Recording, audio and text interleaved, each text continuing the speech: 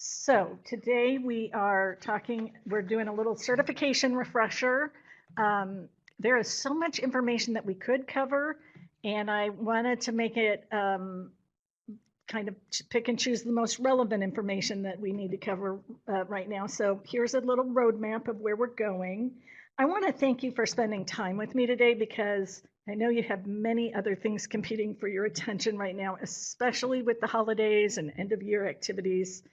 Um, to introduce myself, my name is Sherry Harris. I am the Certification Program Director and Legal Consultant at the Indiana State Library, and I will have been in this position for 4 years as of next month. I want to thank Sylvia Watson, Lisa Meadows, and Kara Cleveland for helping. It takes almost a village to put one of these on. I have to focus on what I'm trying to say, so they do everything else for me, which is fabulous. Thank you. Okay, I'm aiming for an informal structure today because I want to show you where to find many of the resources that I refer to. Instead of just giving you the answers to the questions I get frequently, I'm hoping to show you my work, as they would say in a math class. And that will slow things down a little bit, but hopefully it's worth it in the long run if you have the tools to find the answers that you're looking for. I will take questions at the end, and if there's time, I can also take questions at the end of each section that pertain to that section. So I've put slides in for a little break to ask if there are questions at the end of each section. We'll see how the timing is at that point. Now, okay. So we're going to start by going over some pretty basic information that most of you may already know, but it never hurts to repeat again and again because there's always someone who doesn't. We're going to start with who, when, and how. Who needs to get certified, when they have to do it, and how they'll be doing it. So starting with who needs to be certified, any library employee who spends at least 50% of their time on professional librarian activities must be certified, but there's an exception to that that applies only to the smallest libraries, and that is that only a director must be certified at a library with a service population of under 3,000 people. So, like I said, that is our very smallest libraries that applies to. And even at those libraries, it's okay to get certified. It's optional. We'll still do it if you want, but you are not required to. And then the big question is, what are professional librarian activities? The definition of this can be found in the certification manual under frequently asked questions, and I'm not going to go right to that page, but I am going to show you exactly where to find the certification manual in case you don't already know.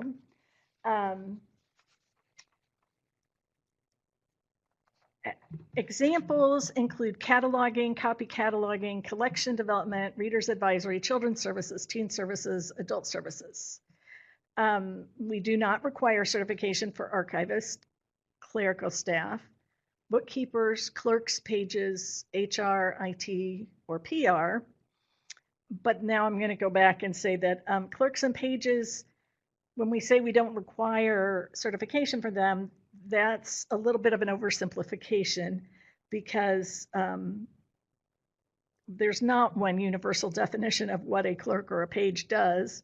So the title alone might not be the determinative factor in figuring out whether they need to be certified. If you give someone the title of clerk or page, but then have them doing reference or collection development, we would still consider those professional activities.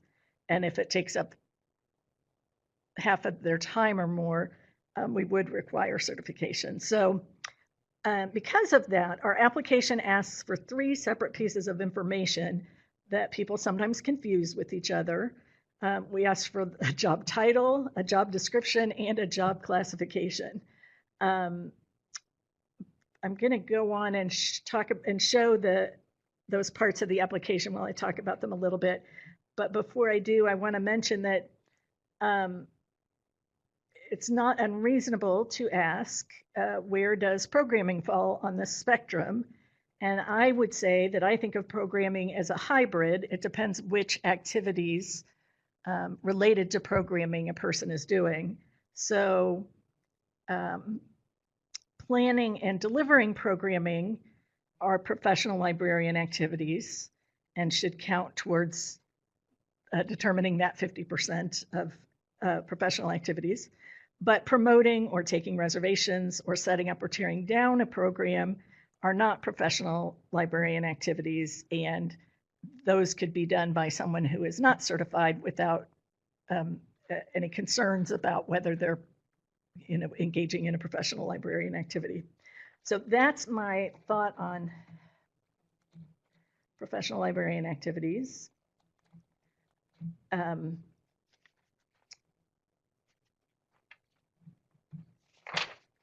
And did I just go backwards there? I think I did. Okay, so back to the question of job title, job classification, and job description.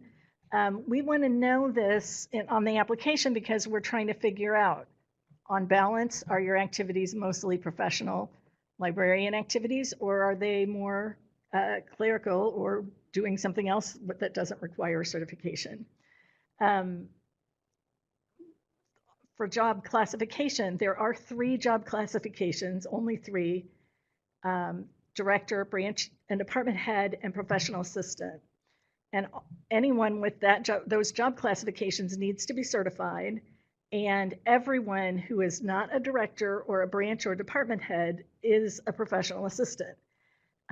We know that there are people who are not fond of that job classification title because it doesn't sound, a lot of people think it doesn't apply to them.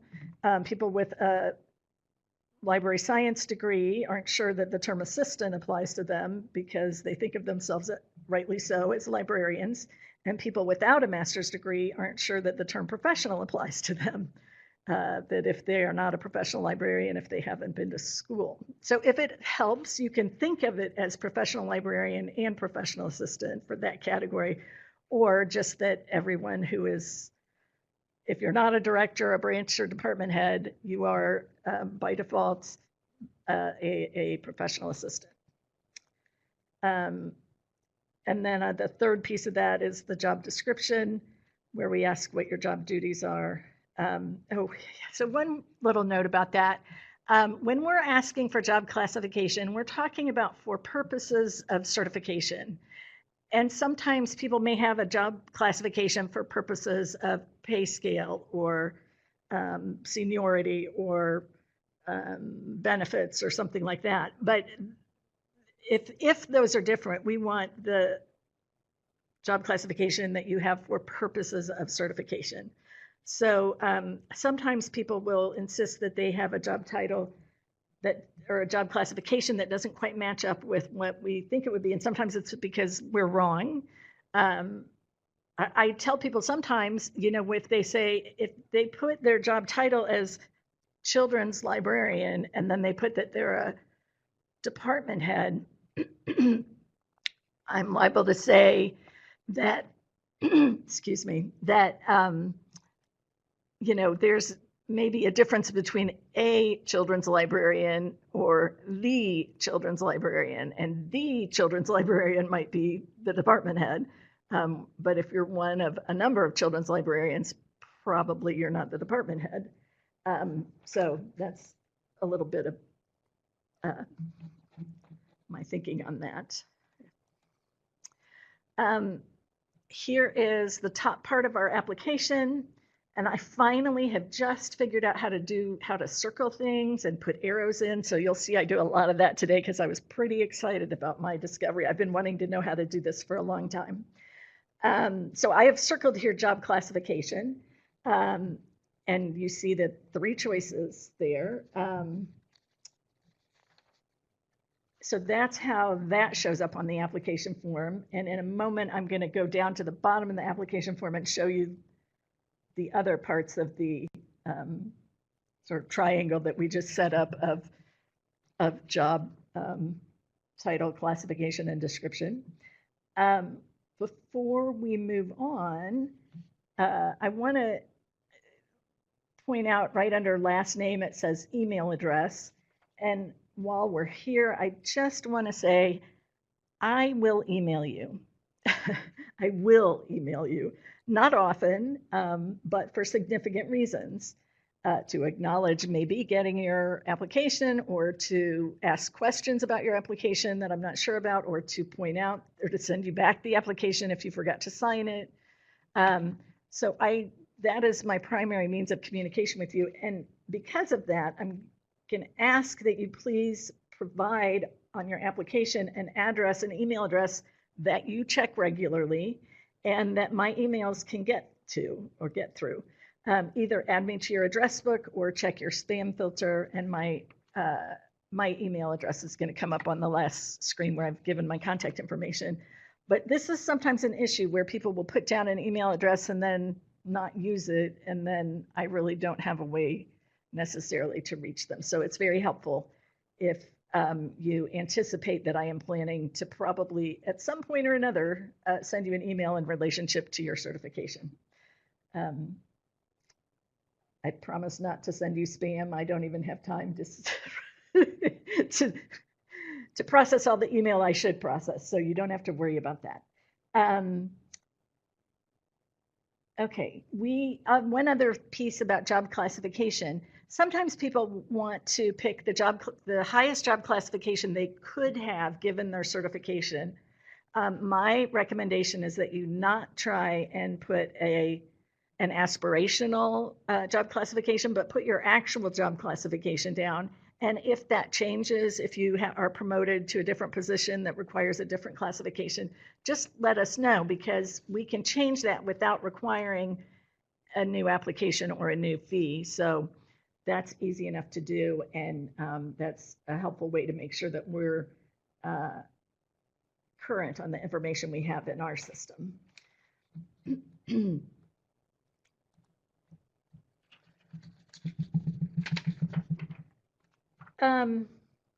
At the bottom of the application, you can, where it says current or most recent, if you have a library position, you should always fill out this line where it says current or most recent and tell me what it is you are doing now. Both job title and primary responsibilities, which is basically an abbreviated form of your job description. It does not need to include everything, just the big picture, so I can figure out whether your tasks are primarily professional librarian tasks or not. If you've had more than one library position, then fill out the next line with your previous position and keep going until you get them all listed. So even if you were at the same library before, a lot of times when people are filling this out, they'll put their current position, but then they'll put the start date of when they first started working for that library. So maybe you've had 3 positions at your library over 3 years. And if you just started a new position there, but you put the date that you started at that library 3 years ago, it's going to look to me like you are rather late in applying for certification. Because if you describe a job that sounds like it needs certification, and then you tell me you started it 3 years ago, but this is your first application, that looks like something's off. So, I mean, I would email you back and forth to ask questions and get your responses before I do anything, but that slows everything down. So if you can have a sense of what I'm looking for there, it is separate positions on separate lines, even if it's the same at the same library. Okay. Oh, well, there. You have a grace period of 6 months from when you start a new job, whether that's at a new library or a new position at your library, before you must be certified, properly certified for the position that you are working in. So we are going to start by talking about under normal circumstances, and then I'm going to take a little side trip to talk about how the COVID-19 has impacted timelines for 2020.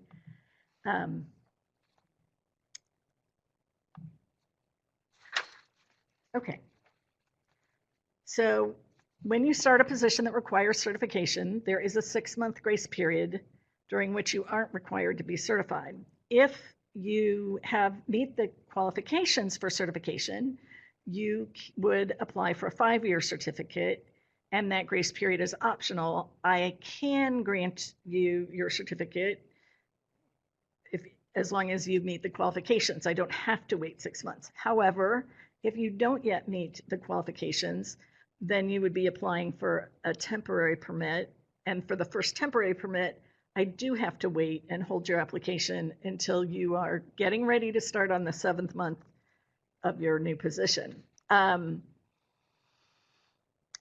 And the reason for this is that our rules say that regardless of the date of your application, the effective date of the first temporary permit shall be the date 6 months after first assuming duties of the covered position. In addition, our cash handling protocols require that we process checks and money order promptly. So I will be depositing your payment right away and then potentially holding your application for another 5 months if you send it in right away. So there would be a gap then between processing your fee and issuing your temporary certificate. And in the meantime, though, I put your information into our system. So if somebody tries to check whether or not you're certified, it will show as pending rather than just not show as anything at all. So that was for initial certificates. As far as renewals go, I get a lot of questions about when to renew a 5-year certificate. So I wanted to spend a little bit of time talking about that. You have a window of time to renew a 5-year certificate as illustrated by this handy chart. Each 5-year certificate expires on the last day of the quarter in which it was issued. 5 years later, but same quarter that it was issued in. And you can submit your renewal anytime during that quarter.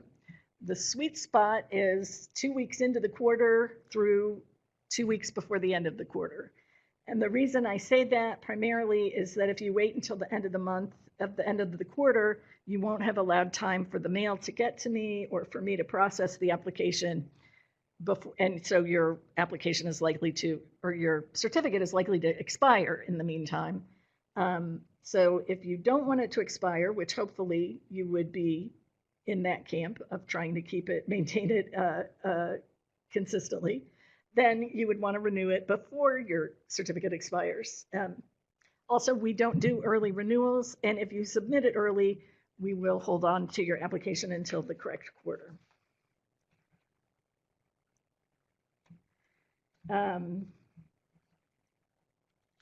There have been some changes this year, temporary changes, not as big of an opportunity here as you might think. But there are a few, there have been, well, let's just put it this way.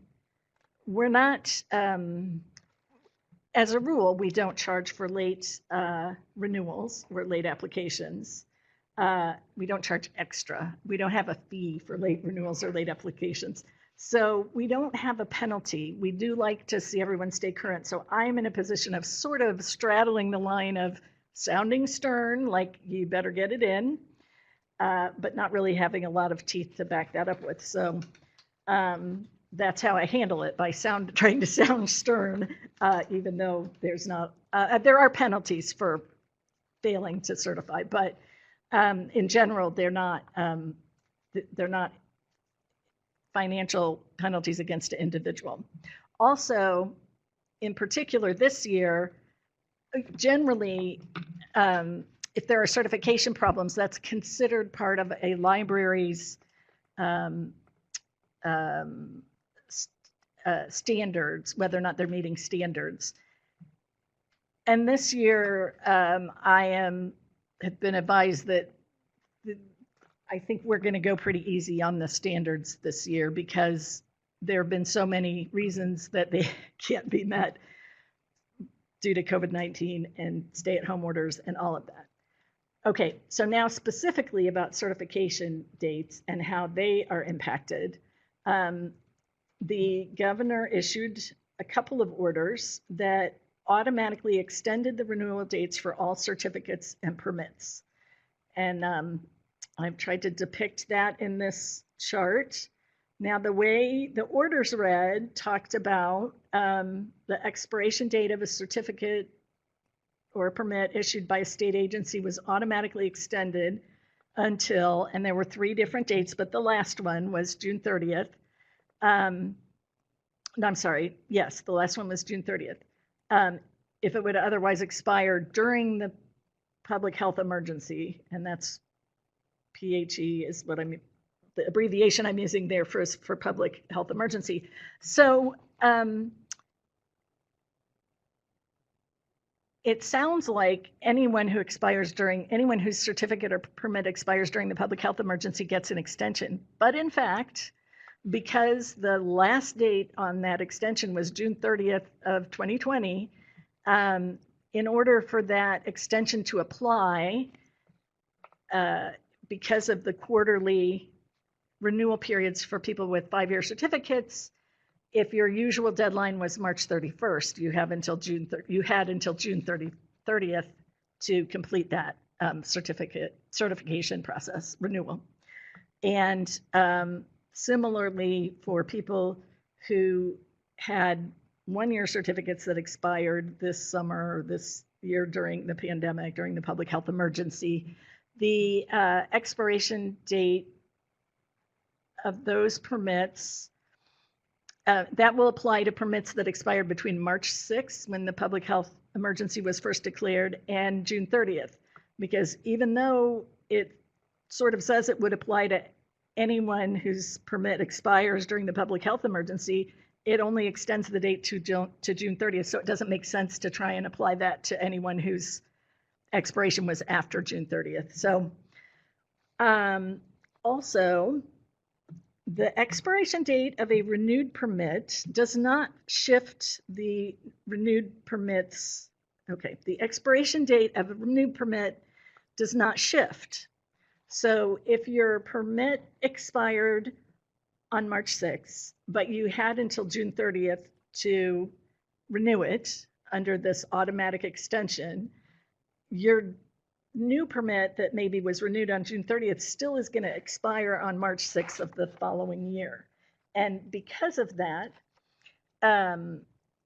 you are going to have a permit that lasts for less than 1 year. But the renewal date, the expiration date of all 3 temporary permits is the same, because you don't get extra time because you renewed late.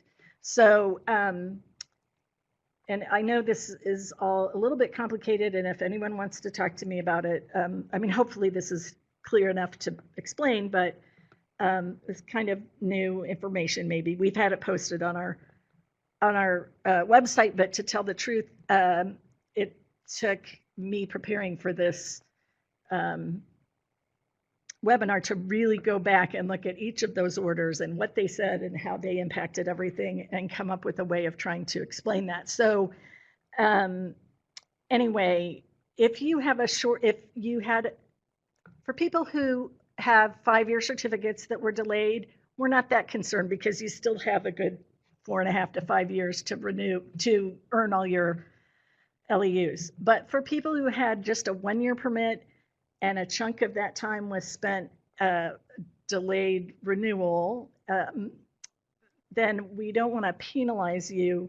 And the best way we can sort of accommodate, I think, a middle ground there is to allow you to count LEUs that you earned between the date that your expiration happened and the date that it was extended to, towards the short certificate you may have, or the short permit, the shorter than a year permit you may have, so that you don't have no time left to get your 10 LEUs for your permit.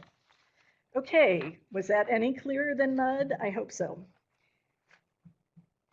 And that's just renewals. Renewals were automatically extended by the governor in his orders. So in addition to that, the governor granted state agencies, the discretion to delay other deadlines.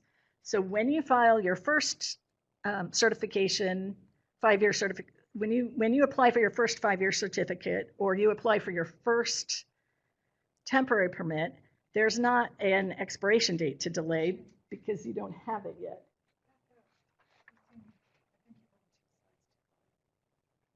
Wait, no, this is, oh, I'm not on that. What I see and what you see are not the same right now. Okay, the slide should say agency discretion to delay deadlines.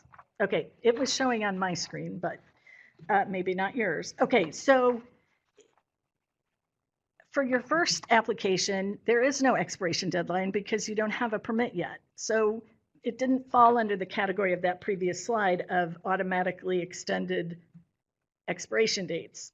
That was only for renewals. So for initial certificates and initial permits, we had the discretion to delay deadlines initially for 60 days, and then they added another 60 days. And as a result, we were able to extend deadlines by 120 days, which is, 4 months. So that's not insignificant.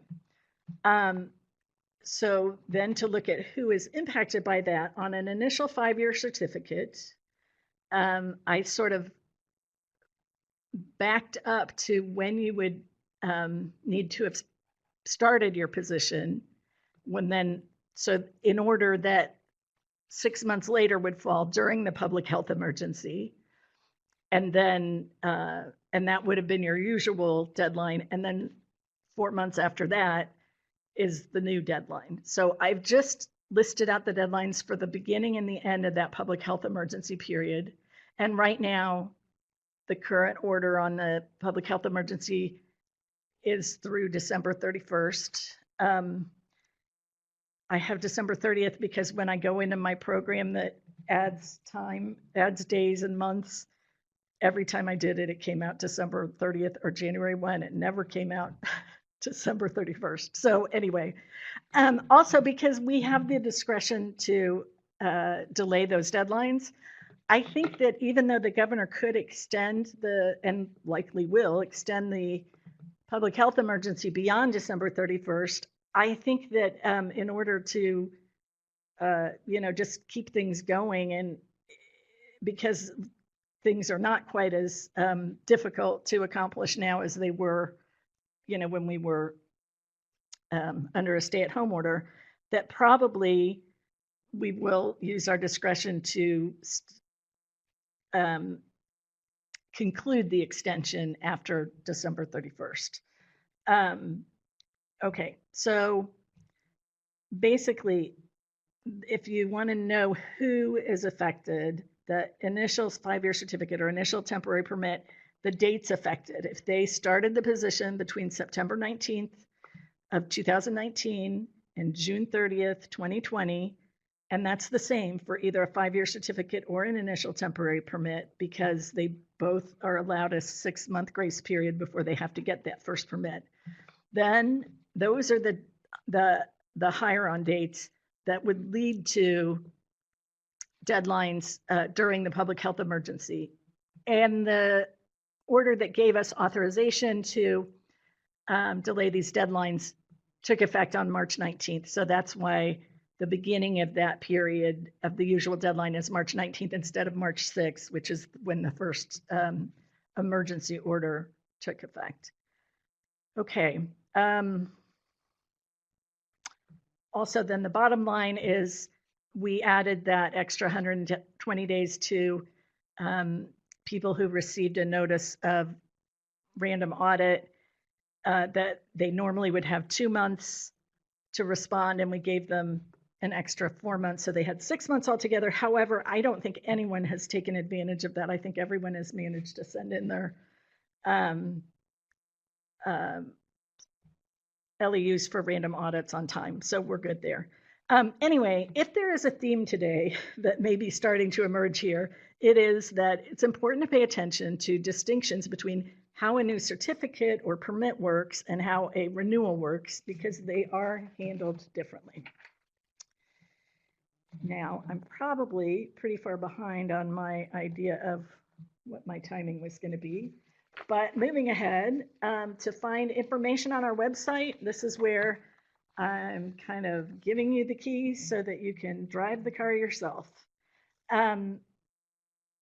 now that you know when to apply, how to apply, you may want to know what level of certificate to apply for. So this chart, the way it tells you that information is on the left-hand side are the classes of library and the population, the service population. And then across the top are the job classifications. And this is where another place where job classifications is important.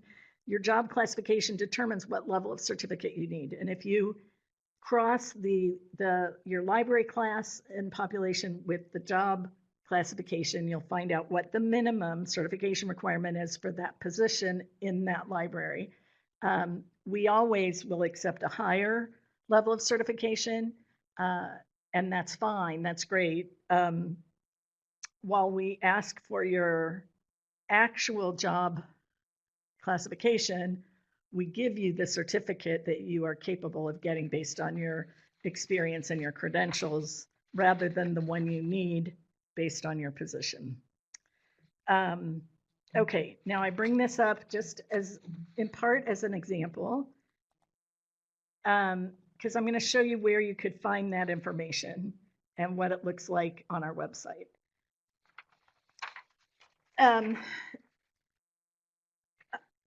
How many of you remember who Dave Barry is? I'm dating myself here by bringing this up, but he had a very funny syndicated column, which was never printed in the Indianapolis Star, so I never got to read it on a daily basis, but I always enjoyed it when I did come across it. He used to talk about having a large main dog and a small auxiliary dog. And that language could kind of be applied to describe the state library's websites too. We have a large main website, which is the one that is part of in.gov, and that website is basically managed by IoT, is my understanding, although I know Lisa does quite a bit with our website there, but that includes all three branches of government and every single executive branch agency, and you can move back and forth in that website from agency to agency or branch to branch. That's not where we have all of our certification information. Our certification information is on a small auxiliary website, which is managed internally, and so it's not necessarily that easy to get to, although I have given you the actual address of it here. I believe continuing ed, right, the continuinged.isl.in.gov.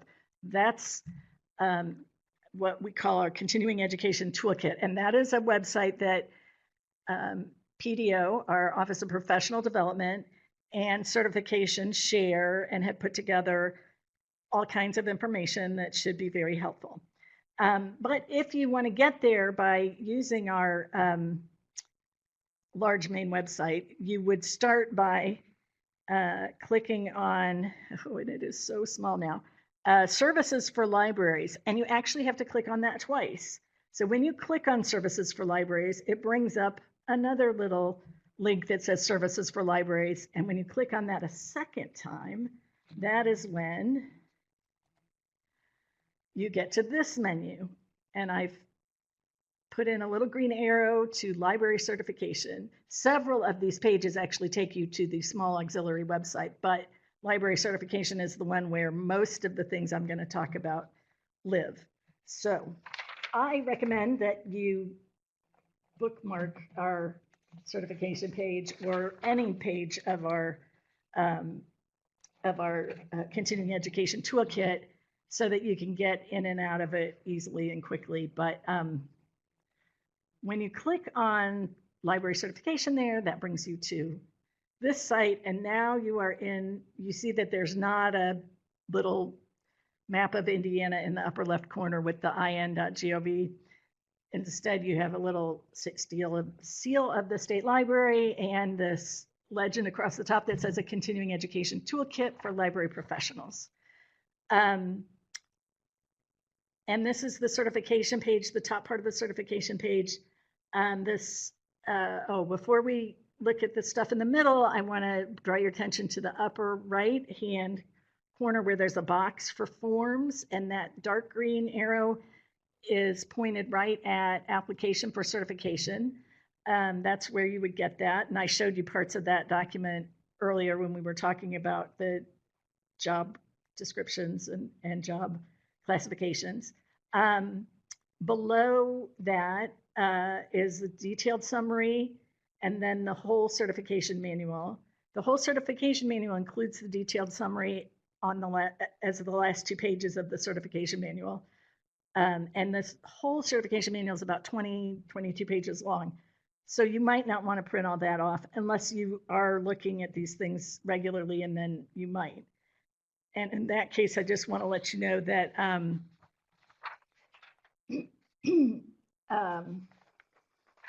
I update the certification manual about once a year in time for the new director's workshop. Sometimes I update it more often than that, but I also usually always update it in time for the new director's workshop. So if you have printed out a version of the certification manual and it's older than a year, you probably want to go back and get a new one. Okay, the ribbon across the top takes you to other pages that I'm going to mention as we go on, but I'm not going to actually take you to, because once you get here, it's really easy to get around within the site. LEU policy, you've got certification is red right now because that's the one I was on when I took the screenshot. LEU policies, we're going to mention, fine training, we're going to mention, and the calendar is going to be mentioned. So those are all across the top. And now I think that we have covered that. Okay. Now, if we pretend that I just clicked on detailed summary on the last screen from the certification page, this is the document that comes up. And on the left is, this is exactly what it's called, a detailed summary. It is 2 pages long. It contains a lot of information. I have this printed and on my desk and consult it probably daily. And it's so much so that I have another copy of it printed and on my workspace at home when I'm working from home, because it's that valuable to me. So on the left is some of the general information we just talked about: who must be certified, who's not required to be certified. And then on the right, you see that same grid that I just walked you through before in green. Here's where you can find it on our website. It's on the detailed summary. It's right there. And then beneath that, requirements for each level of certification underneath that. The education and experience requirements for each. Okay.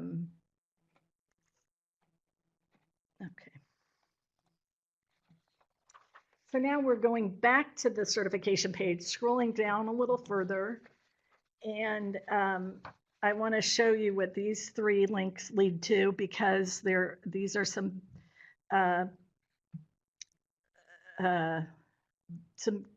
goodies that we have planted on the webpage for you to use that are really designed to answer most of your questions. And there's more on the continuing education toolbox that is helpful than I could possibly go over in one program, but the checklist for submitting library and certification applications, that is very, very detailed. I'm going to show you that in a second. I'm also going to show you courses accepted for LC4 and 5 and LC7 requirements, just real quickly, so you can see. This is the top of the, or almost the top of the checklist for submitting librarian certificates. And I just want to point out, I've circled a couple of the signed, dated, and check the appropriate boxes. That is, if I could have put separate check boxes for each of those on this checklist, I would have, but there just wasn't room. I really tried to get as much information in here as possible.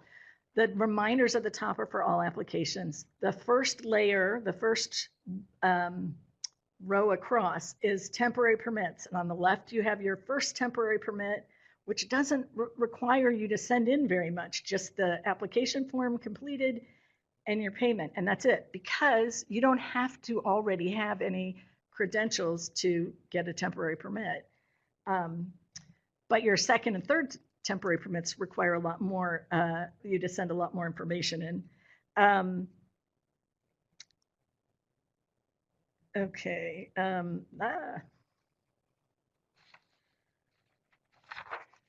I guess I wanted, before I move there, I wanted to go back and say,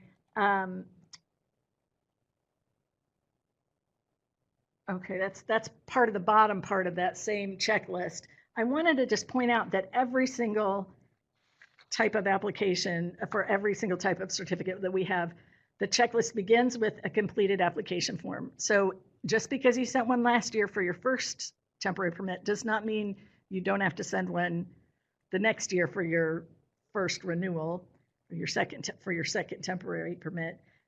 So they all start with completed application form, and they all end with payment of $50, so or payment of $10 in the case of temporary permits. But in the middle, things vary a little bit. So for LC 1, 2, and 3, we only need one transcript, and that's your MLS transcript or your MLIS transcript.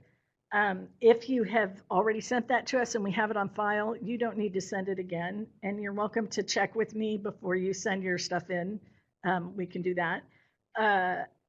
Or as long as you, if you have a grandfathered certificate, there's a good chance we don't have a transcript on file for you because we didn't require them to get your grandfathered certificate.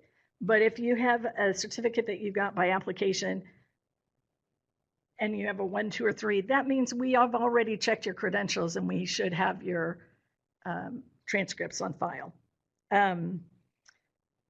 Okay.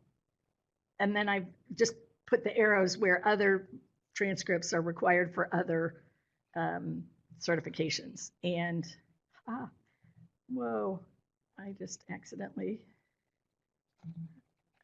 excuse me, we'll get back to where we want to be. Okay, we're done with that. This screen hopefully is familiar to you if you have worked towards an LC4 or an LC5. These are the courses that we have already said that we will accept for those degrees. And if you are working on one of them, you might want to go ahead and print this out. I kind of color coded this from where it was when I first started. So a little nod there to the cream and crimson. I've got IU in red and the other schools in maybe the colors that they fly, but I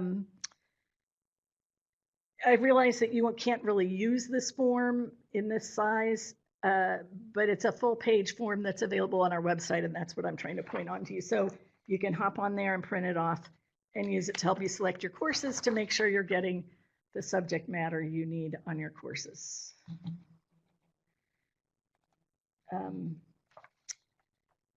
And then this last one is for LC7 requirements, which are only for directors of the very smallest libraries with under 3,000 service population.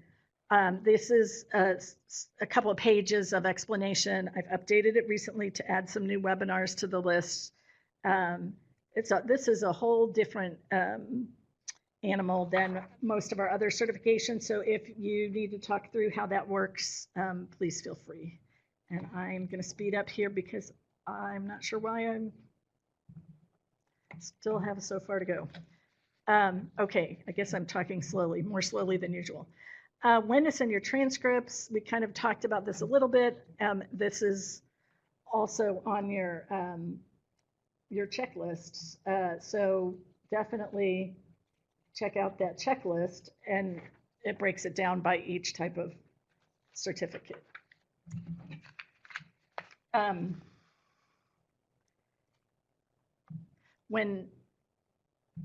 think I had a slide there on when not to send transcripts, and I'm not going to read that. Oh, I did it again. Sorry.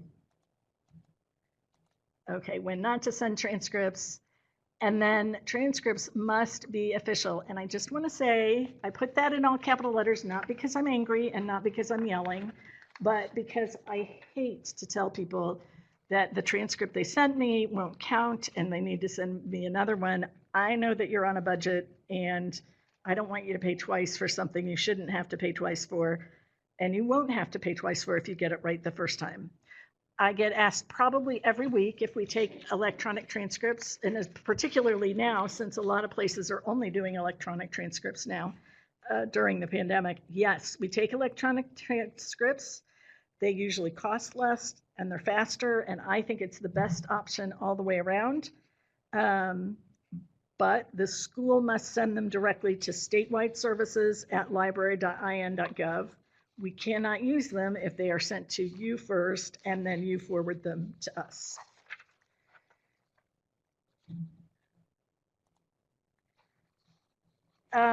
You know, I'm going to try and I really was planning to leave more time for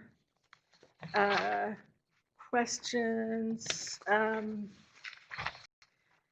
but I wonder if I should just skip to questions now, even though I didn't get all the way through. So much more material that I could have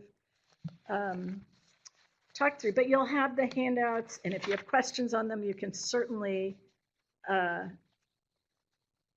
feel free to contact me. I'm going to move ahead to a different slide while I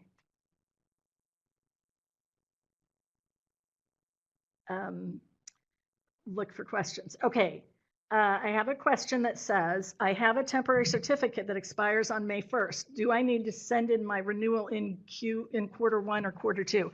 That chart that talks about the quarters only applies to 5-year certificates. 5-year certificates are issued on a quarterly basis. Temporary certificates are issued for 1 year, and they expire on the 1 year after the day that they're issued. So if your temporary permit expires on May 1st, then you want to submit it for renewal a week or two before May 1st.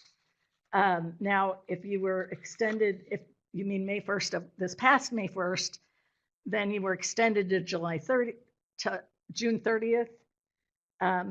You are late at this point, but just get it sent in. Okay, great.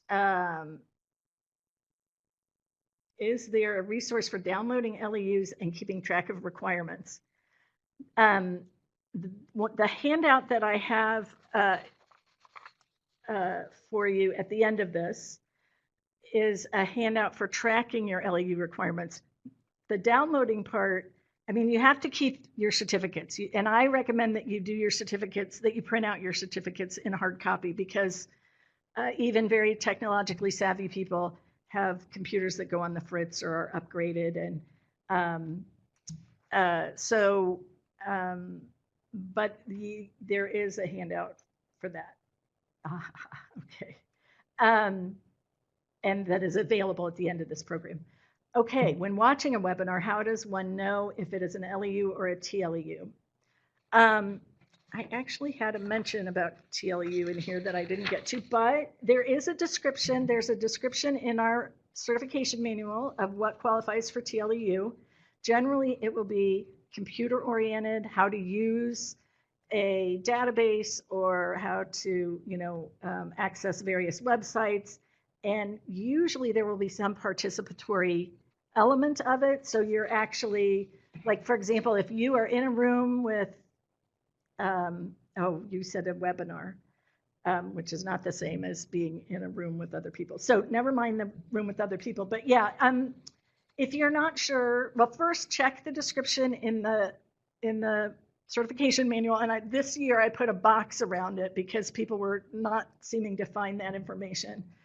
So it should be a little bit more evident. And if it is computer oriented, if it involves programming, if it involves using technology, then it probably is going to qualify for TLEU. Are assistant library directors considered directors or branch or department heads with regards to certification? I had something about that, and I think I took it out.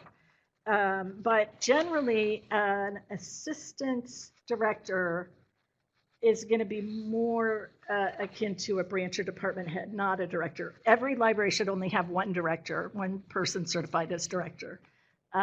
So that is your answer there.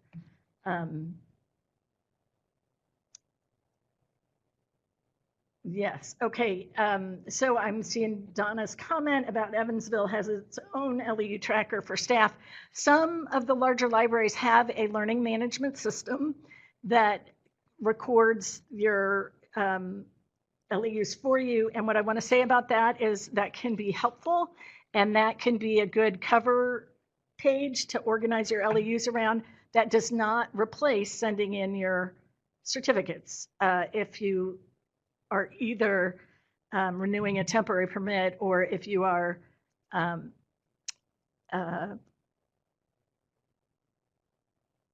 selected for a random audit. Okay, let's see. I'm going to try and see if I can scroll down a little bit here. Oh, scrolled all the way to the beginning, not what I wanted. I'm trying to check out this question. Let's see.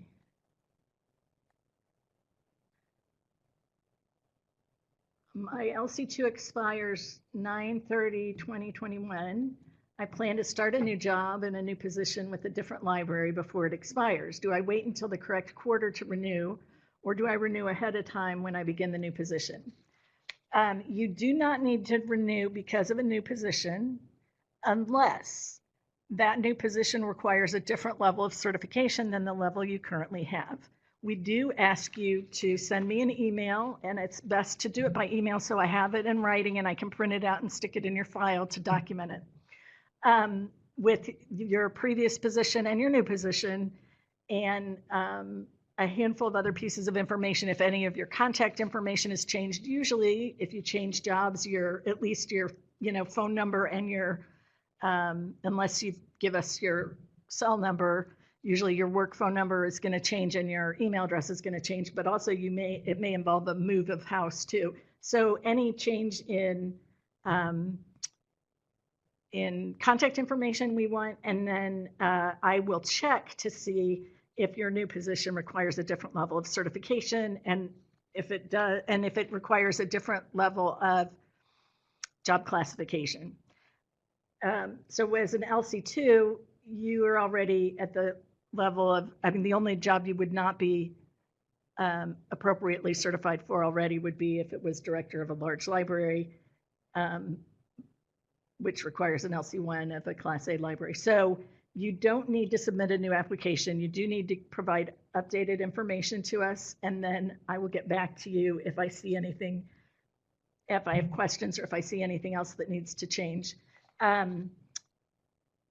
Yeah, so you can wait until the correct quarter to renew. Now, on the other hand, if you are going to reach 10 years of experience and you want to upgrade to an LC1, you can upgrade anytime you're eligible. You don't have to wait until the appropriate quarter to upgrade. You just, as soon as you're eligible, you can upgrade. You don't have to upgrade right away.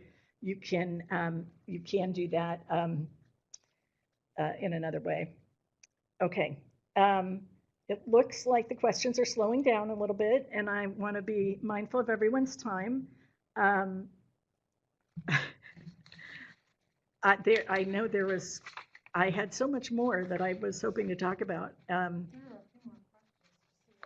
there more questions? I'm not. Oh, I must not have scrolled down all the way.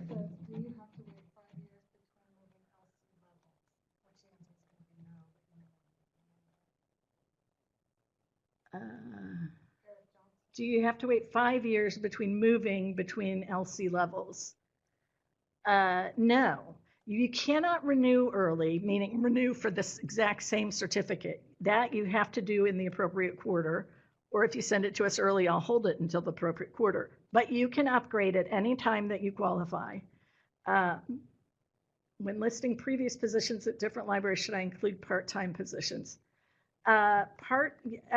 Yes, we will count part-time positions as experience, provided they are not temporary or seasonal. So that depends on But if you were on the staffing table, regular permanent part-time, we will count that, and you should go ahead and list that probably.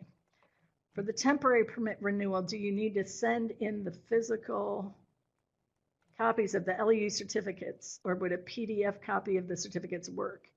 So right now, we ask you to send in hard copies of your certificates, Xerox them before you send them in, and keep a set so that you have that for your records.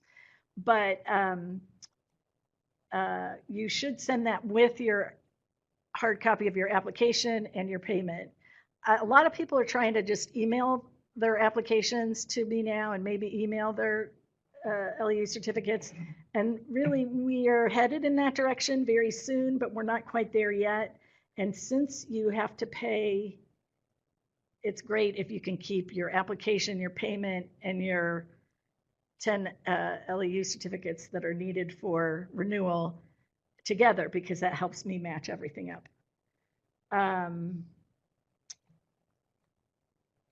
Let's see. Oh.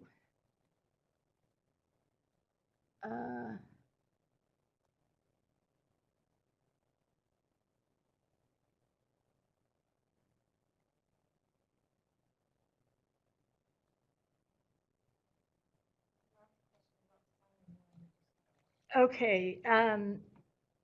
So the last question is trying to renew online, come to a page that asks for my license number and password. I don't know of a password, so I went to the business renewals and asked for a code.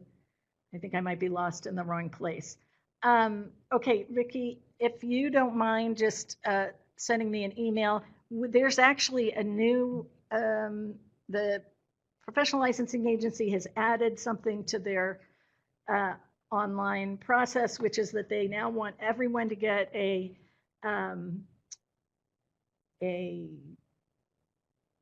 Access Indiana account, which is free, but you have to go in and set that up, and then you can use that to log into your accounts on Professional Licensing Agency. You can use that to log into the BMV to get your license or your license plate, and you can use it in any part of Indiana state government. Eventually, that's what they're aiming towards. So I can try and walk you through that if you want, but there is probably a link on that page that tells you how to set up your Access Indiana code, Access Indiana account, and that's really what they want you to do.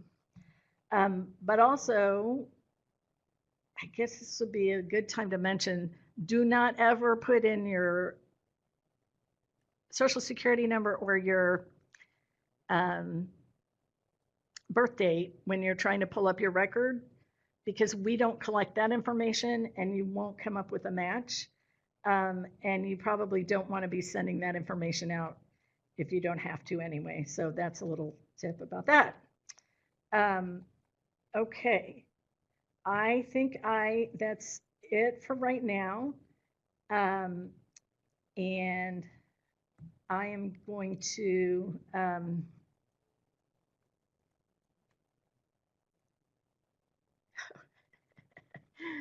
okay, I'm going to answer one more question and then I'm going to stop. Sylvia, you can indeed substitute this for certification made simple, and I will add it to the list too. But yes, you can count it for an administrative LEU for an LC7. Okay, and now I'm going to ask